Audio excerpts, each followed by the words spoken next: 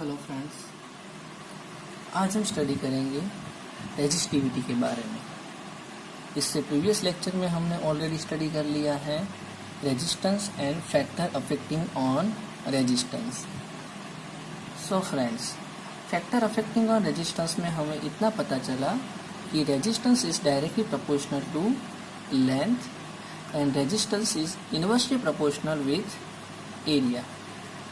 Okay, तो ये दोनों का अगर हम कॉम्बिनेशन करेंगे so resistance is directly proportional to length and resistance is inversely proportional to area. जैसे कि हमको पता है जब हम प्रोपोर्शनल सिंबल निकालते हैं तो प्रोपोर्शनलिटी कांस्टेंट आ जाता है और ये है हमारा proportionality constant, that is rho. Okay, जो प्रोपोर्शनलिटी कांस्टेंट है उसको हम कहेंगे रेजिस्टिविटी। तो ये जो प्रोपोर्शनलिटी कांस्टेंट आया है इस इक्वेशन में it is known as resistivity और उसको स्पेसिफिक रेजिस्टेंस भी बोलते हैं।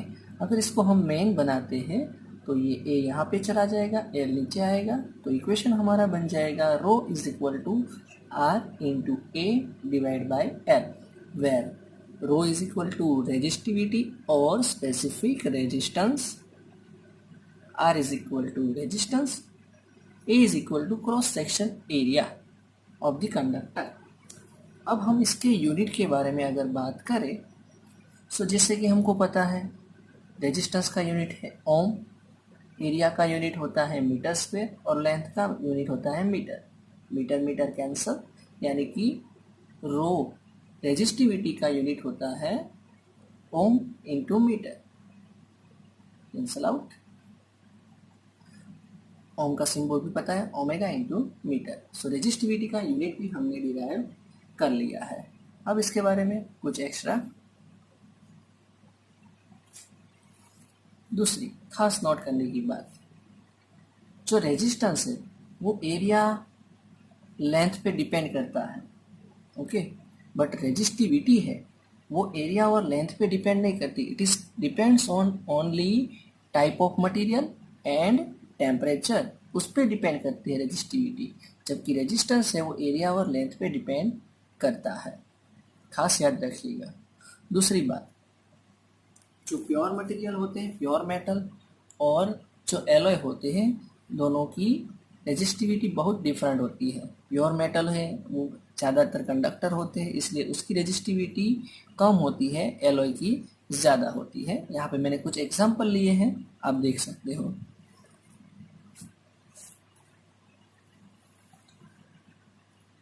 जो मैंगनीज एलॉय है 25 टाइम्स उसकी रेजिस्टिविटी कॉपर से ज़्यादा है। Constantan 30 times more than copper, और नाइक्रोम ये भी एलॉय है, उसकी भी रेजिस्टिविटी कॉपर से 60 टाइम्स मोर है।